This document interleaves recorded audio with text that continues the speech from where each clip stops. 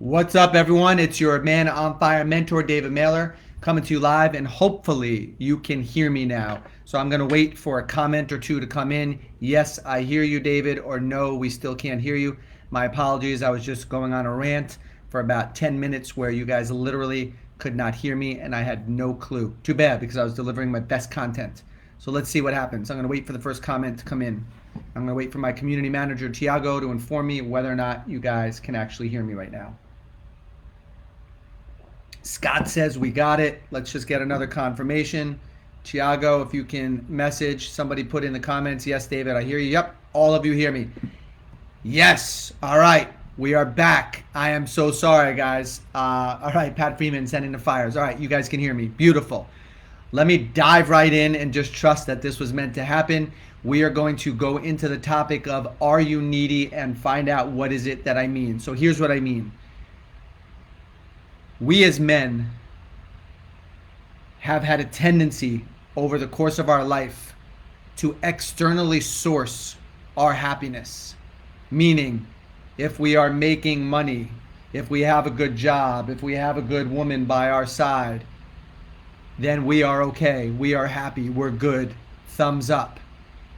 And then what ends up happening is when one of these things falls out of our life, next thing you know, we are miserable. And the reason that this happens is because we have never built up ourselves enough to cut the cords of codependency. You know, leaving the nest, mom kicking you out and you spread your wings and you realize you can fly. Most of us still have that cord, the umbilical cord, attached to the mother, where we still have some form of codependency, some form of neediness from something outside of ourselves to externally source our happiness. Meaning we don't feel valued, we don't feel like we're enough, we don't feel worthy, we don't feel good enough, we don't feel loved unless we have this thing, this job, this woman, this car, this house, this money in my bank. And what ends up happening is when you lose these things or a thing, all of a sudden you feel like you lost a part or piece of yourself, and it challenges your very worth as a man. So many of you have found your way to man on fire. How do I get her back? How do I get her back? How do I get her back? What do I do? What do I do? What do I do?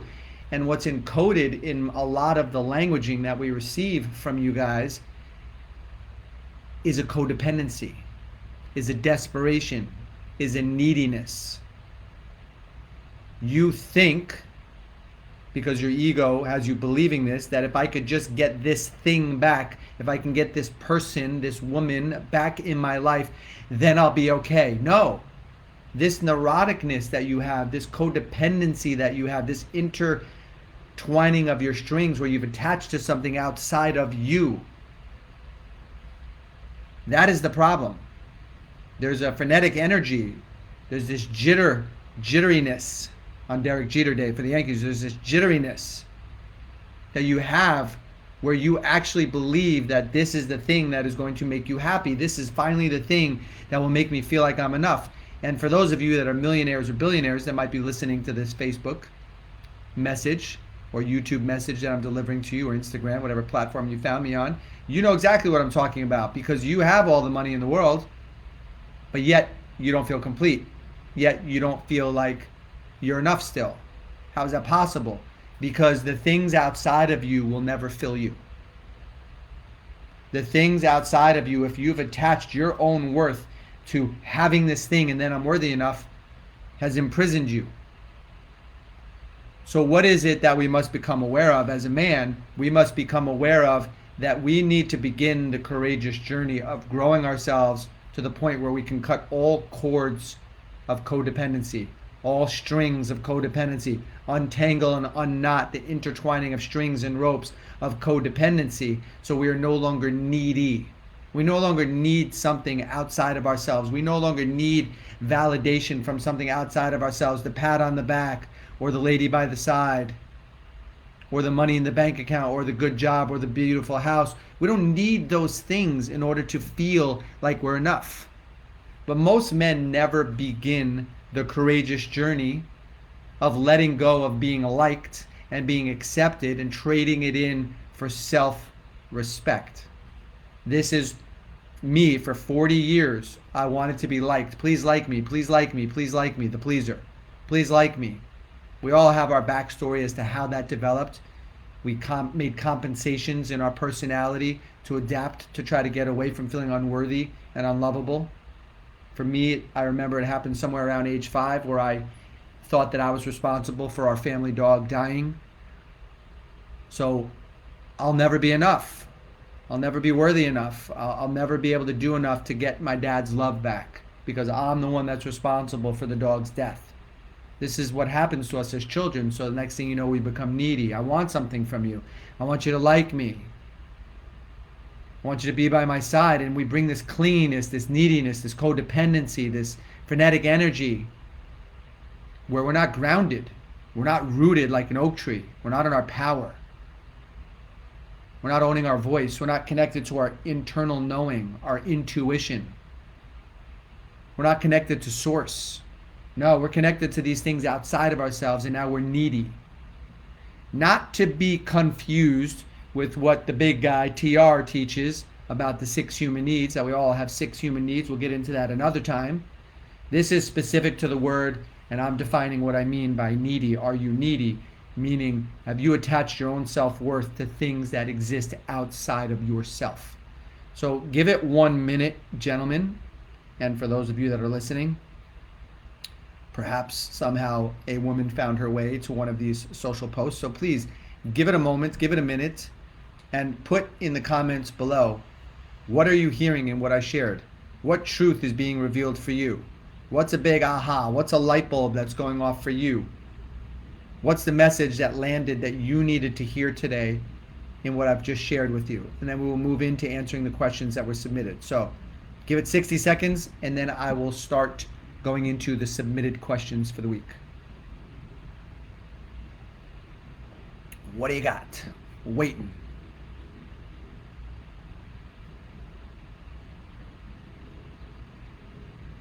Let me hear from you guys. Let me hear from you, Pat and Paul and Kerry and Matt, Patrick, Stacy, Millard, Paul.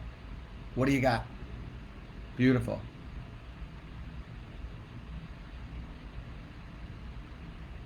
Get vulnerable, get visible. Put the comments in the chat, gentlemen.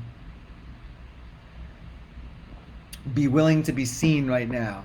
The more you participate, the more you get visible, the more you get vulnerable, the more opportunity there is for you to grow. Beautiful.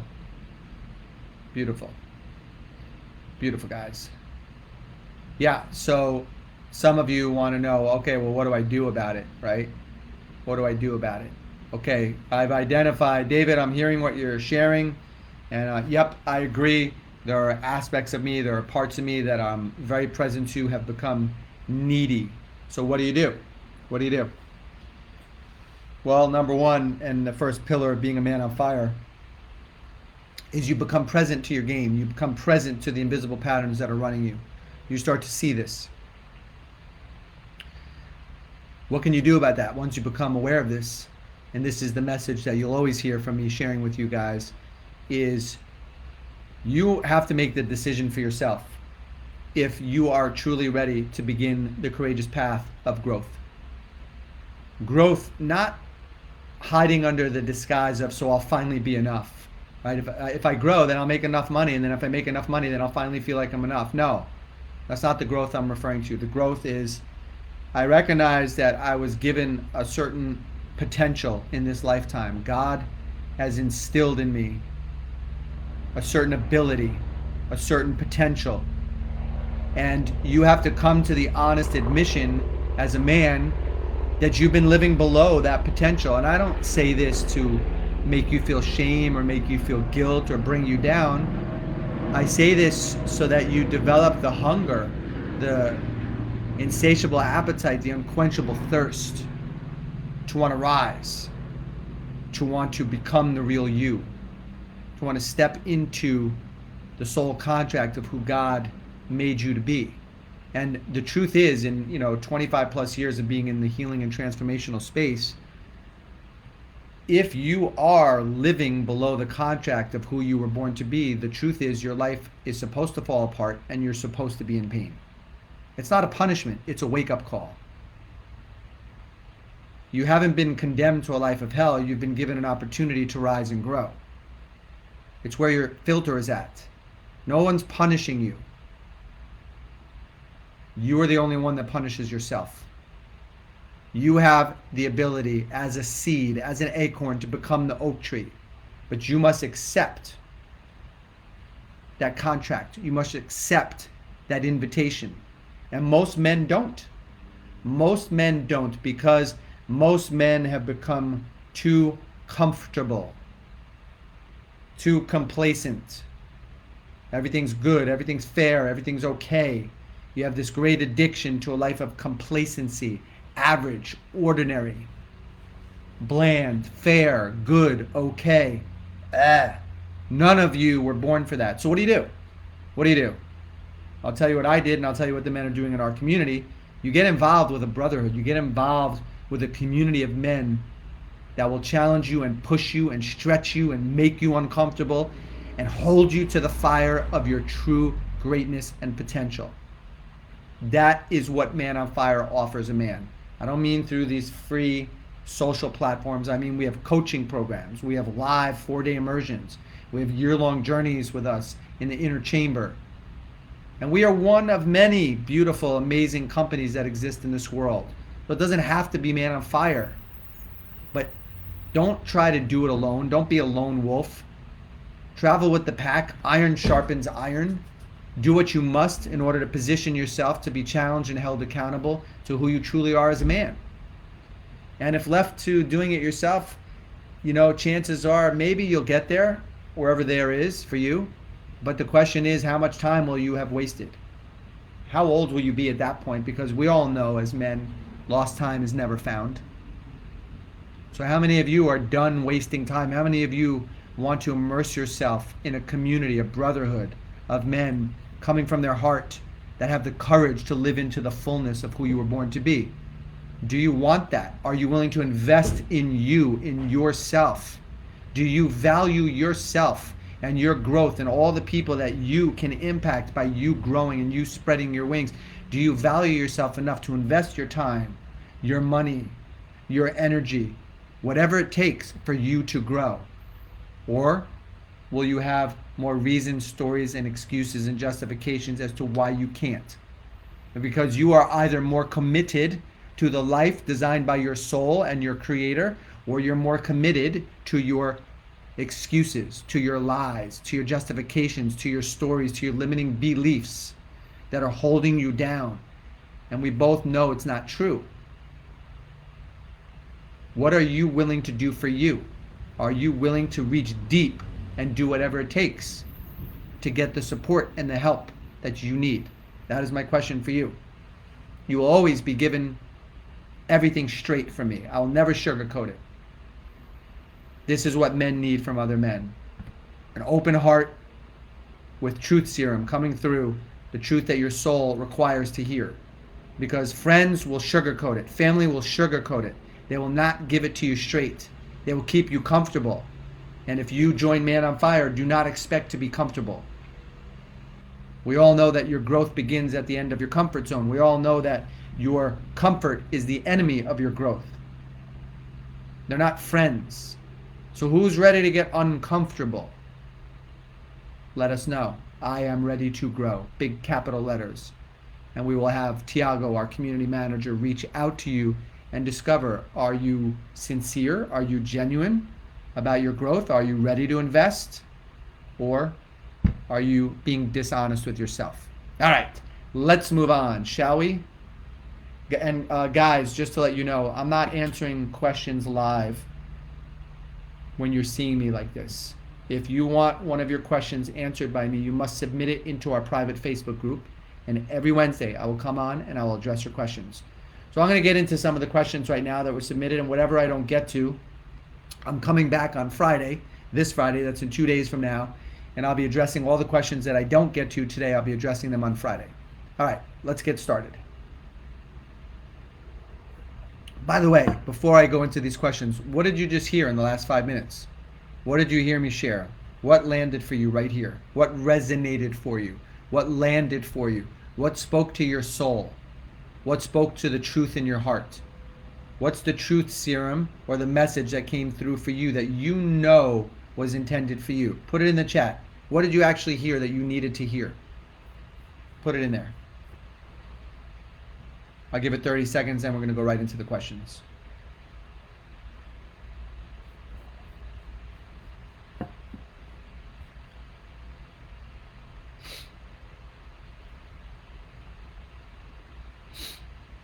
All right, beautiful.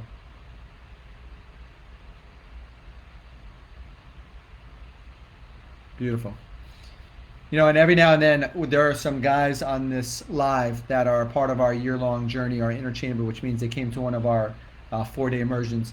Feel free to put some comments in there, guys. Let these guys know how the experience was coming to a 4-day immersion and the experience thus far in your year-long journey with Man on Fire. Just so the new guys, you know, watching and listening, they recognize we're a legitimate company. We're a real group. We're a bunch of caring, loving men that have a deep, deep, deep love for one another, to the point where we are not here to be one another's friends. We're here to be in a relationship with each other that we call soulships, which is different than a friendship. A soulship is, I'm going to hold your ass accountable into the fire of who you truly are. I'm not going to let you shrink. I'm not going to let you contract. I'm not going to let you hide. I'm not going to let you play small. I'm going to give you the truth that your soul requires, because you came here for a reason. You came here for a purpose. You have a mission that's way beyond what you've given yourself credit for and you've allowed yourself to grow into. And it's time to step up and it's time to rise. It's time to rise and become the man on fire that you know you were born to be. All right, here we go. Here we go. First question.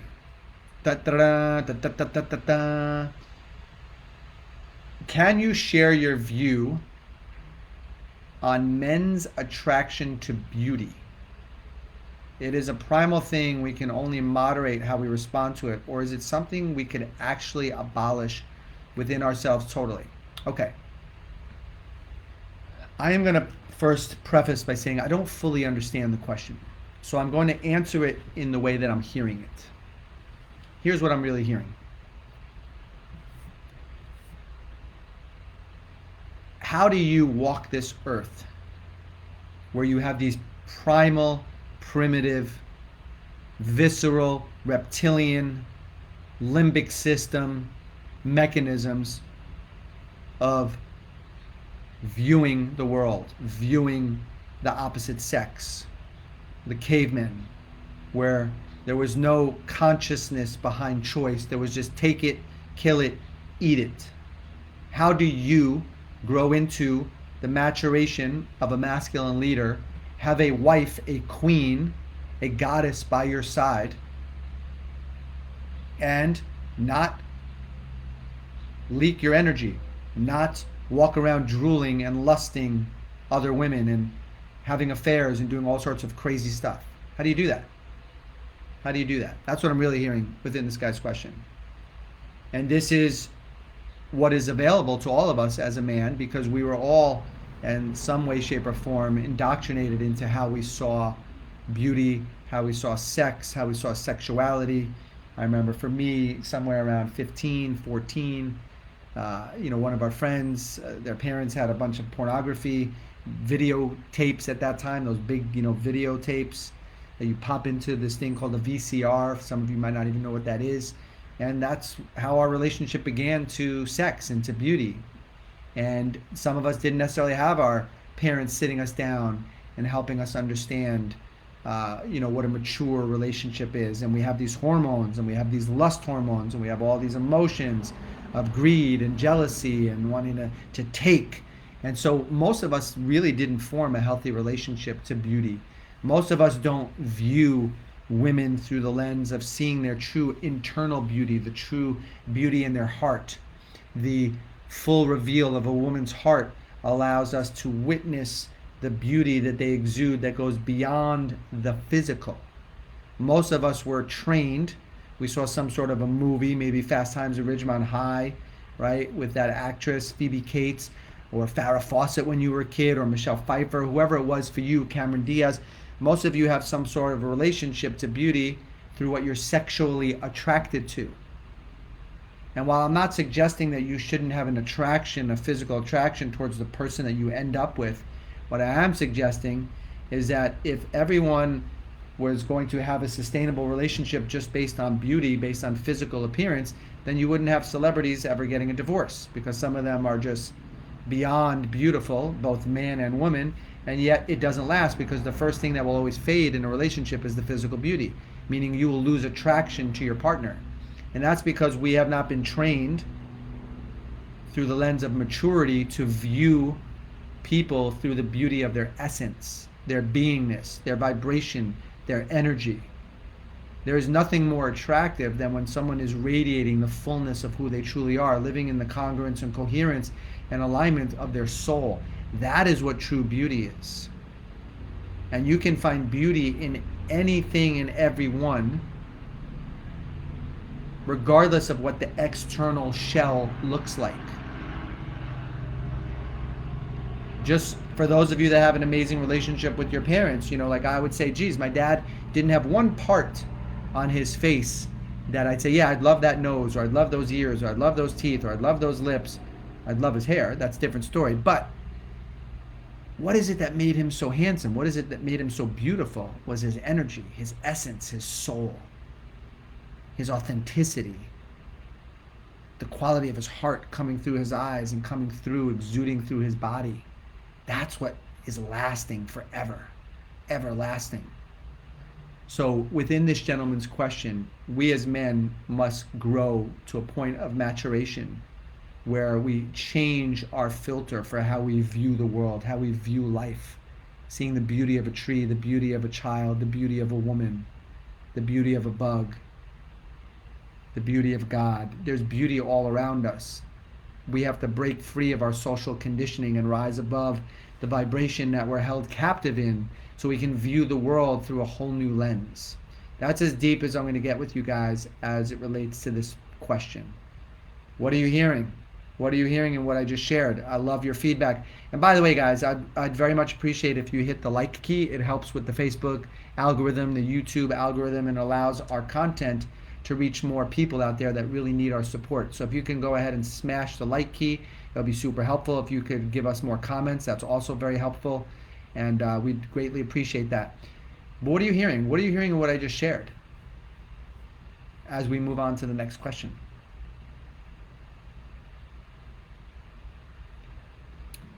Well, again, guys, you got to remember, I'm not talking about physical beauty. I'm not talking about the woman that you're sexually attracted to, that you lust for, that you long for, that you want, that you might not like her personality, but oh my God, isn't she beautiful? Isn't she hot? I want her. That's your reptilian brain. That's your, primal dinosaur type energy of just wanting to take, right? If I take this, then I'll finally feel like I'm good enough. I'm talking about viewing beauty through your heart. It's beyond your eyes. You have to rise above this and beyond this. Okay, let's move forward, shall we? Okay. The next question is, I'm trying and fighting to change into the man I could be, but I have a big temper with a short fuse and I don't know how to control it. It's so easy to react and let the anger take control, but I know it's just that child in me lashing out from not being heard. How do I gain control of my anger? I'm so used to being in my own head. When I try, my brain just starts going and I get angrier until it unleashes. Such a beautiful question, and thank you. Thank you for submitting this. So, this is something that we teach in our coaching programs, and this is a big one. I could literally do a Facebook on this for hours. So let me give you guys some basics. Number one, I invite you guys not to make anger wrong. Sadness is beautiful, anger is beautiful, frustration is beautiful, rapture and awe and grace and gratitude and happiness and joy and reverence and peace. These are all beautiful. These are all emotions that we as a man should have access to. The problem is we label certain emotions as good or bad. I should only feel this ones, I shouldn't feel these, and then certain ones are made wrong. Now what happens for a man is that most of us have been taught at some point in time that anger equals pain. And what I mean by that is, like for myself, I saw my father being physically violent when I was a young boy, 5 years old, and then he shut down his anger because look at what happened when he didn't know how to control his anger. He ended up harming somebody, and through the shame and through the guilt, he then pushed that emotion down, not recognizing that that emotion could be a portal for love if channeled properly. But most of us were never taught by a parent figure, hey, your rage is healthy, your anger is healthy. Let me show you how to be with it where you don't harm yourself. Number one, you don't harm yourself. Number two, you don't harm somebody else. You just simply give yourself permission to be with the emotion without projecting it onto something or someone. But most of us in our teenage years, punched the wall and you got plaster on your wall, never matched the paint color to the original paint color. And most of you have probably gotten in a fist fight and harmed another person. So now you think at a later point in time, if I were to fully unleash all of this rage, I'm concerned that I might hurt or kill someone. Or if I were to show this rage, what I'm confident about is that people that are in my life that don't see me as an angry person would all of a sudden see me differently, and they will withhold their love from me. So now we have every reason in the world not to go into these emotions. But with regards to this gentleman's question, he's admitting that it comes up for him and he doesn't know how to be with it. So the simple answer to his question is, when you're noticing that it's happening, if you're in an environment that allows this, that supports this, that's conducive for this, you have social permission, you need to make the sound of what you're feeling. So I always think back to this Tom and Jerry cartoon where Jerry the mouse likes to mess with Tom the cat, and Tom was babysitting for a little baby and the baby was sleeping, and Jerry came in with a hammer and slammed Tom on the foot.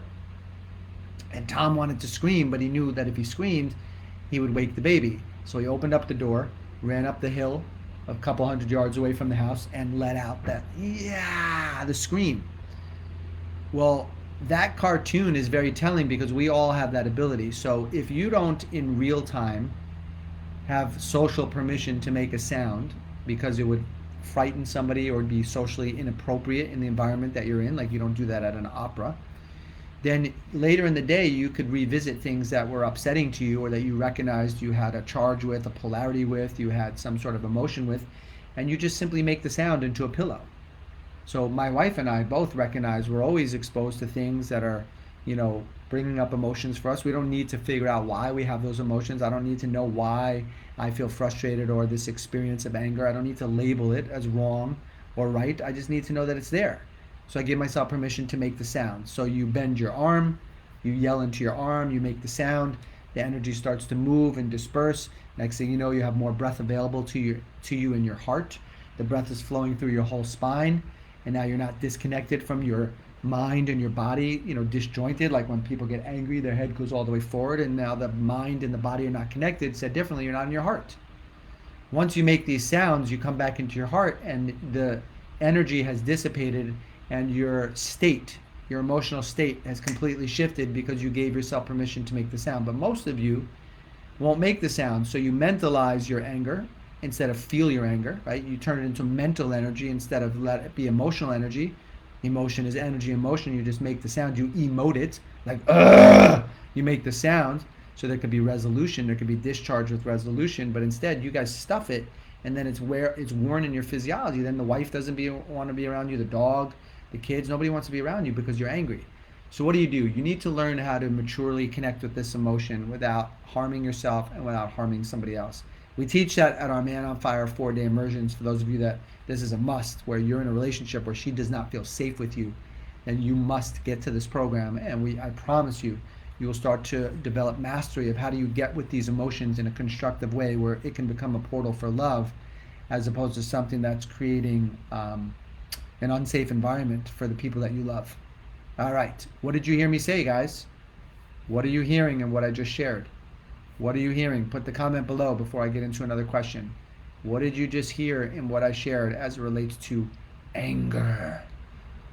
Dr. David Banner, you don't want to see me when I'm angry.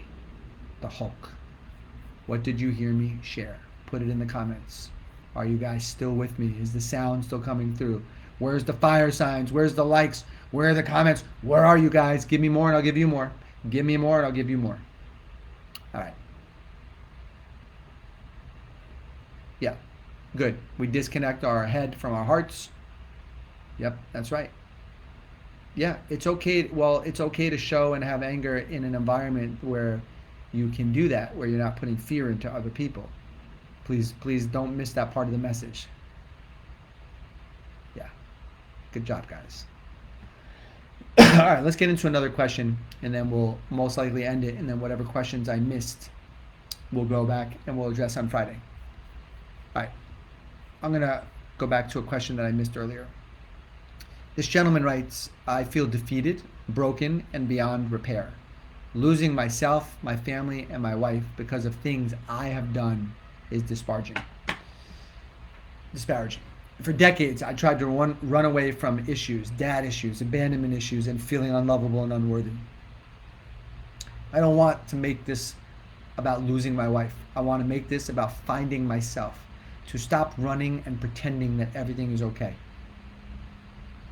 How do I get over the massive feelings of guilt and thoughts of how this could be easier? Okay, so let me just backtrack for a second and acknowledge and thank you guys who have submitted questions. I'm not reading your name out loud on purpose because for those of you that submitted a question, it was in our private Facebook group. Within that group, it's okay to say your name. Outside of the group, I won't say your name because this content exists on other social platforms and I want to honor you by not releasing your name. But a big thank you to the men that are consistently submitting questions and allowing themselves to be vulnerable and seen. And through my ability to serve you guys, a lot of other men are really benefiting from this. So I thank you for that. So what I'm recognizing from this gentleman's share is there's beautiful self-awareness, as have some of the other shares, just beautiful self-awareness and catching some of your patterns in your game that is destructive. So what he leaves me with is the question of how do I get over the massive feelings of guilt? So here's what I will share with this gentleman. The way that you get over certain emotions, and really the emotions that most men wear a good portion of their whole life, are the twin brothers. Shame on this shoulder and guilt on this shoulder. And we wear it, right? You see it in certain people's posture. You see it in their facial features, in their demeanor. You could just see that we are riddled with shame and we are riddled with guilt, or for some of us, we are riddled with this experience or this emotion called anger. This is all over our face and our body language. So what do you do about that? What do you do about that? Well, there's a lot of things. Number one, you have to have the courage to take a look at, what do I get? What do I get from holding on to that? What do I get? Well, what do you mean, what do I get? Why would I want to hold on to shame or guilt or anger? Well, you get something. Everything that we do in life is because it gives us something. And earlier we talked about neediness, and then I said another Facebook Live, I will come on and I'll discuss what Tony Robbins has taught us about the 6 human needs. You get something. There's nothing you're doing without getting. So you're meeting some form of a need by going into shame, by going into guilt.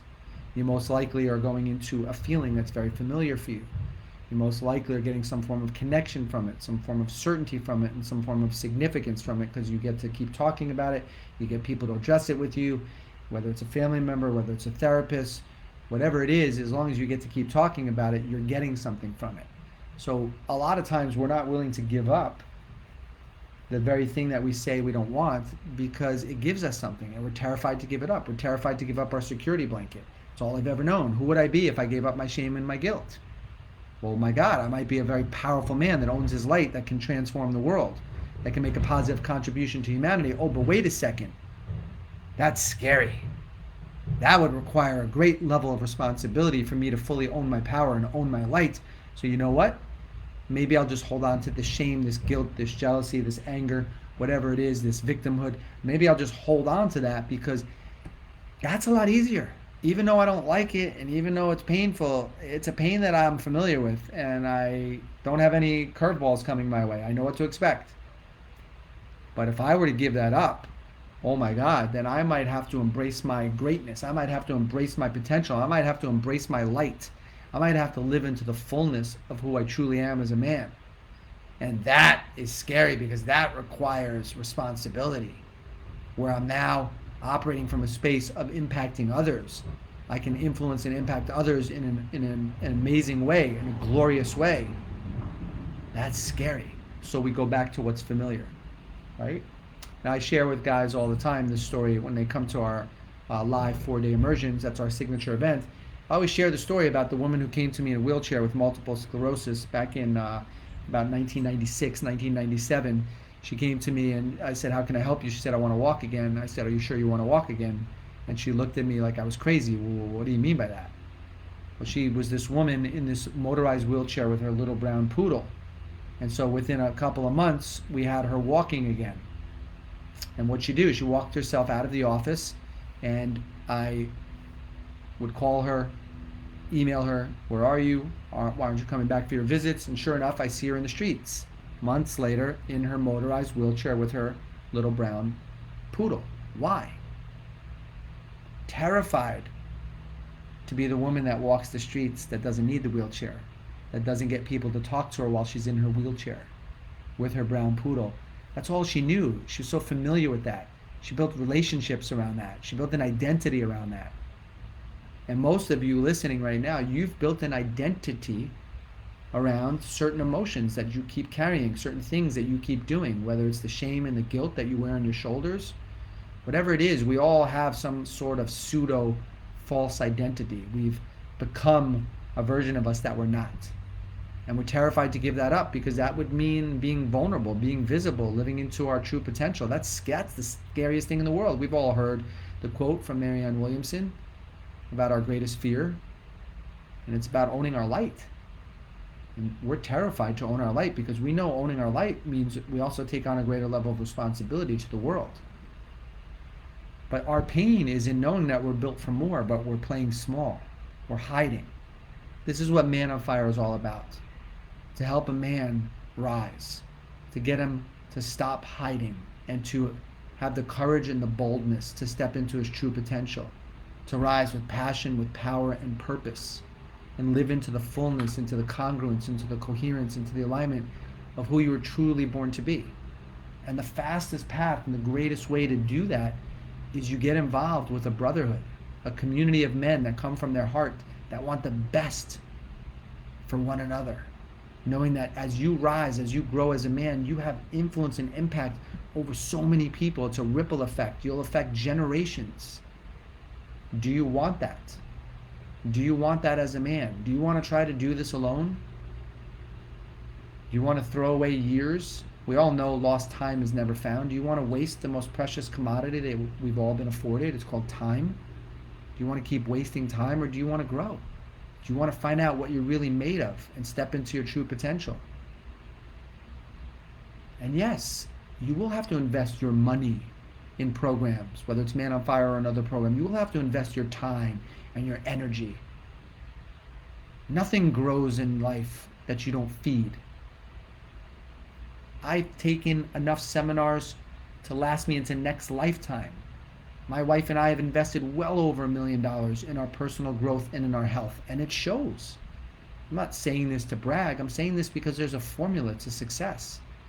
And we've all heard the expression, success leaves clues. You don't have to reinvent the wheel. Hook up with a professional. Get with a mentor. Somebody who is an expert. If you want to learn about something that you want in your life that you don't have, hook up with someone who already has it, who can teach you. That's what Man on Fire is about. We're supporting men, we're challenging men, we're holding them to the fire of their greatness, holding them accountable, of having more passion, more power, and more purpose in their life. And if you want that, type below, "I am ready to grow." Big fat capital letters. I am ready to grow. And if you're genuine and you're sincere about your growth, and you're ready to do the work, not have it handed to you, and you're ready to invest in yourself in every sense of the word, and you want to explore if one of our coaching programs might be right for you, let us know below. I am ready to grow. All right, guys, this will be it for today. There were a few questions that were submitted that I did not get to. I will be back on Friday at 4 p.m. Pacific, 7 p.m. Eastern, and I look forward to serving you guys again on Friday. As always, It is an honor and it is a privilege to be able to share and serve my fellow brother. So much love, guys, and I'll see you on Friday. Bye for now. Put your final comments below if you don't mind. Thanks, guys. Let me know your greatest takeaway from today. Let me know your greatest takeaway. Much love.